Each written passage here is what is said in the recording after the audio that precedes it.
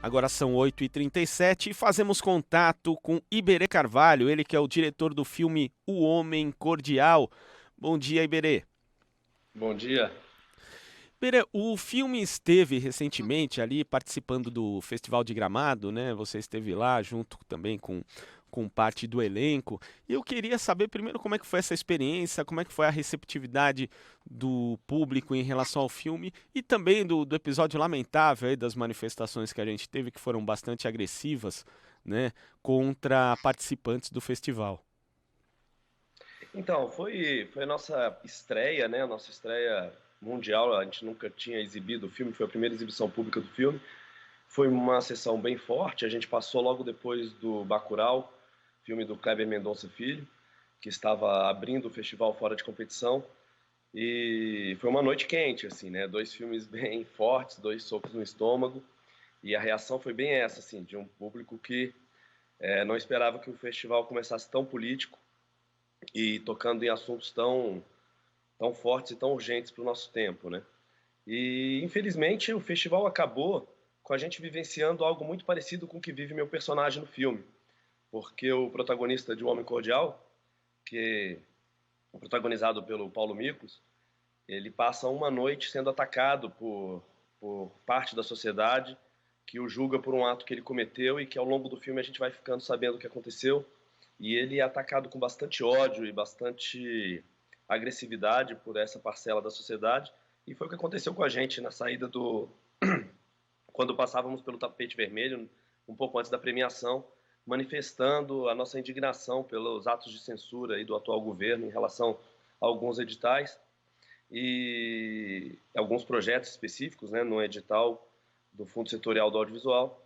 E a gente foi atacado, eles jogaram gelo na gente, nos xingaram, desejaram a nossa morte por a gente estar defendendo a liberdade de expressão.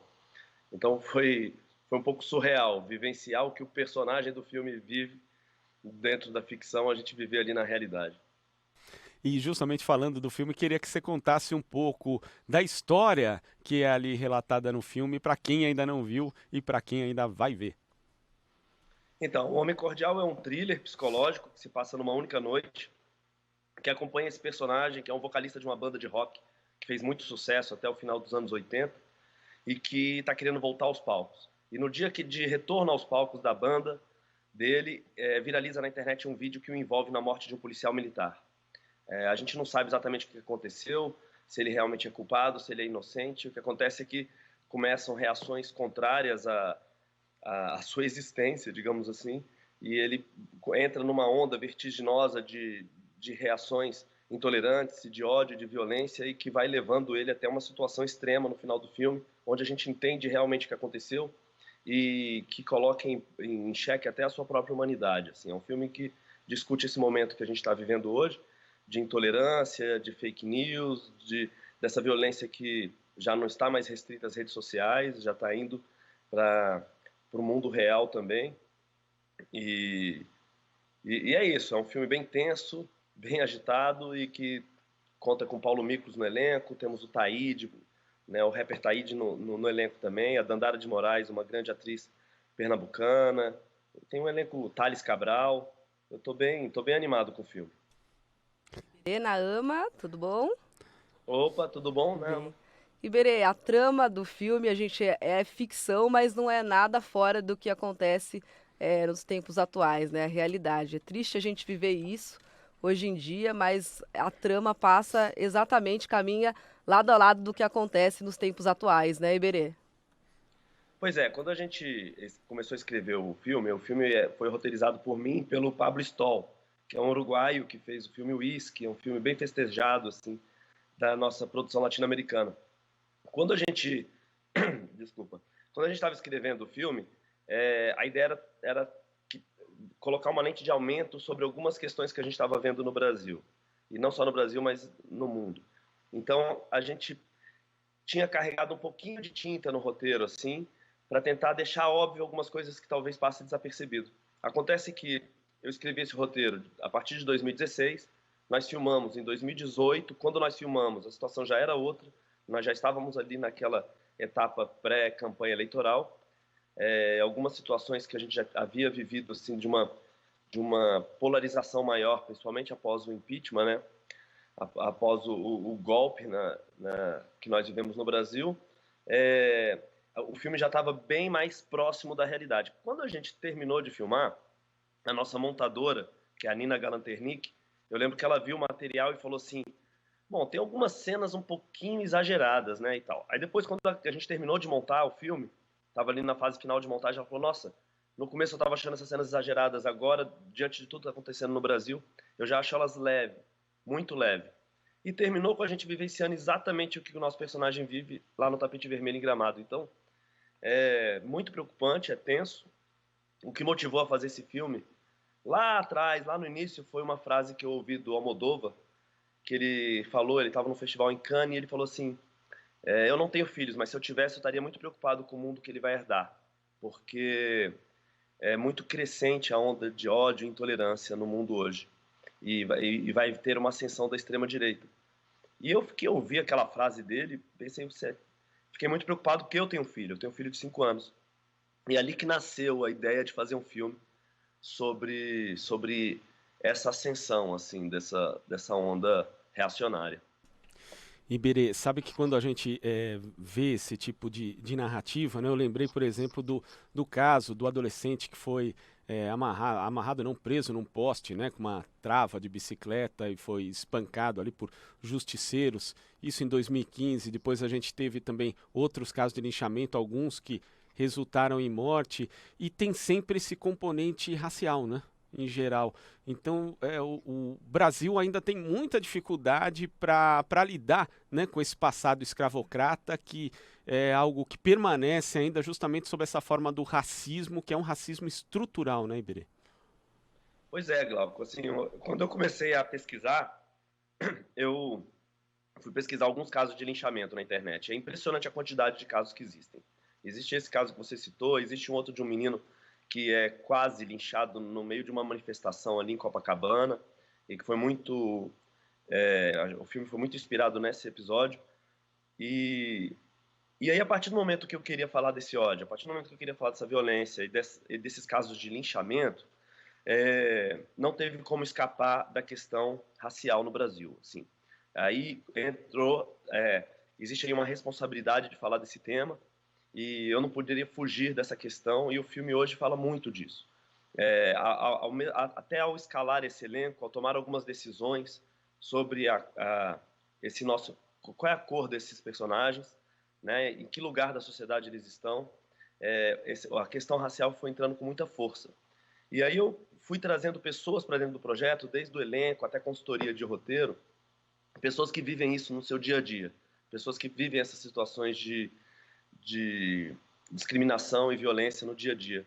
E aí o projeto foi mudando, foi amadurecendo, porque é muito complexo falar disso, estando do lugar que eu estou, de um lugar que eu não sofro essa violência, né, no dia a dia, essa discriminação, e seria muito complicado para mim colocar no lugar um tom certo nessa questão.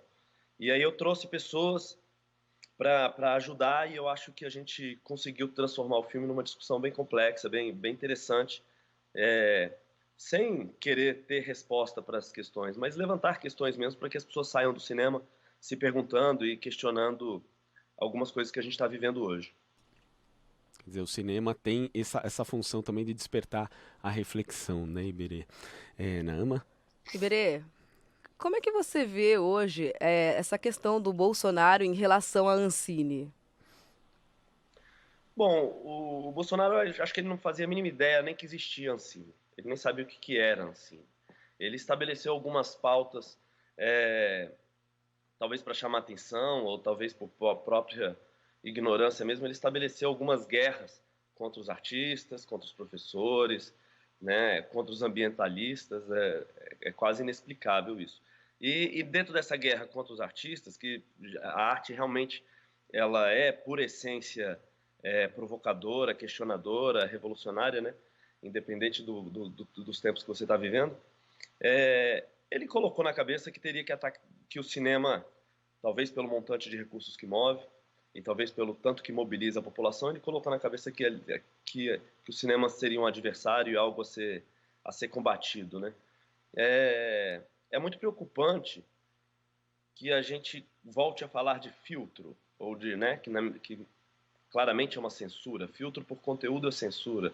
Se você tem um edital, ou seja, uma linha de fomento de um determinado segmento da industrial, ou de um determinado segmento da economia, e que você não abrange toda a sociedade nesse segmento, por uma questão ideológica, isso é censura, né? Eu acho que a gente tem que convencer os nossos parlamentares, conversar com os nossos parlamentares, com os nossos senadores. Tivemos um problema aqui na transmissão por Skype. Vamos tentar completar por telefone a entrevista aqui com o Iberê Carvalho. Ele que voltou a conexão, parece. Oi, caiu? Oi, caiu, Iberê. Mas- Você pode voltar só um pouquinho nessa sua resposta? Tá, eu não sei onde caiu, mas eu vou entrar num raciocínio aqui, que é o seguinte, que eu acho importante os ouvintes, a gente estabelecer sempre uma discussão com os ouvintes, que é a respeito do uso do dinheiro público, é o que é usado, né? O argumento principal que é usado. Por que que o cinema precisa ser subsidiado? Vários setores da nossa economia são subsidiados, não só o audiovisual. A indústria automobilística, o agronegócio, a indústria farmacêutica. Eu poderia ficar citando aqui, vários setores são subsidiados. Acontece que o nosso setor é o único que coloca lá um emblema, diz assim, esse filme foi feito com recurso público. Se todo carro que tivesse subsídio, todas as fábricas aí da indústria automobilística tivesse que botar um adesivo no carro para dizer esse carro teve subsídio, esse arroz teve, esse feijão, essa estrada, se tudo que fosse feito tivesse subsídio, talvez o nosso setor não fosse visto com tanto preconceito. De todo o subsídio do Estado, apenas 0,6 é utilizado para a cultura. E eu não estou nem me referindo ao audiovisual, estou me referindo à cultura como um todo. Então, além de todo esse aspecto da importância de construção de uma identidade nacional, da importância da gente conseguir vender a nossa cultura para fora, através do nosso cinema, que os grandes países sabem usar isso muito bem. Se hoje a gente usa calça jeans, por exemplo, é muito, muito por conta do cinema estadunidense. Se a gente soubesse usar isso, a gente poderia vender muito melhor os nossos produtos, a nossa cultura. Além de todo esse aspecto, é um setor altamente rentável para a economia. São mais de 330 mil empregos gerados. Para cada R$1 investido no audiovisual, R$2,6 voltam em formas de geração de impostos e de retorno para a economia. Então, do ponto de vista econômico, não se justifica esse ataque do presidente. Iberê, inclusive, a gente conversava há pouco com a pesquisadora da USP, Larissa Mesbombardi, e ela falava justamente do quanto que os agrotóxicos, que são venenos, que vão acabar gerando depois um custo a mais para a saúde pública do Brasil, eles têm isenção de impostos estaduais e federais. Mas parece, né, Iberê, que essa visão que você está falando, que muitas pessoas têm, ela é, na verdade, promovida, estimulada pelo governo. E antes até do governo começar, as pessoas falavam, a gente precisa ter cuidado com as cortinas de fumaça que o governo vai lançar, porque, na verdade, ele vai determinar ações na economia e tal. Mas não é cortina de fumaça, né? É, de fato, o governo promove uma guerra cultural. E todas as declarações, inclusive iniciativas, não só no campo da cultura, né, na cultura do sentido no estrito, mas também no sentido geral, tudo isso é, na verdade, para impor um tipo de visão de mundo, né? Impõe uma visão de mundo muito limitada, né? E que é muito perigoso, assim, a gente pensar onde é que a gente não sabe mais onde é que é o fim, né? Onde é que é o fundo desse poço, assim, cada vez parece que está indo mais a fundo. A gente tem umas imagens que são muito impactantes, assim, se você vê como é que era ali, que alguns países do mundo árabe na década de 70, as mulheres andavam com total liberdade, assim, andavam de minissaia, de camiseta regata. Havia uma liberdade maior de expressão, um mundo mais equânime entre homens e mulheres e tal. E hoje a gente vê uma realidade completamente diferente. Eu fico imaginando se a gente não está caminhando para isso, assim, a partir do momento que a gente não pode mais falar de temas, a partir do momento que um projeto, simplesmente um projeto de uma série documental, como o projeto que era aqui do DF, que foi citado pelo presidente, uma série documental que fala sobre o machismo dentro do mundo LGBTQI, assim, como funciona o machismo dentro do universo homossexual. Se isso é algo a ser combatido, se a gente não pode falar de temas como esse, algo tão, né, questões presentes na nossa sociedade, isso hoje, em 2019, como é que nós, se continuarmos caminhando assim, como é que nós vamos estar em 2025, assim, sem querer ir muito longe? Então a gente tem que, é uma luta de todos, não é uma luta só daqueles que estão tendo seus projetos cortados. A luta pela liberdade de expressão, pela não a censura, ela é uma luta de todos. Hoje estão calando alguns, daqui a pouco podem estar calando você. Então a gente tem que preservar isso ao máximo. Tá certo, Iberê. Muito obrigado pela sua participação e até a próxima. Muito obrigado a vocês, foi um prazer participar aqui do programa. Prazer é nosso. Conversamos aqui com o cineasta Iberê Carvalho, diretor do filme O Homem Cordial.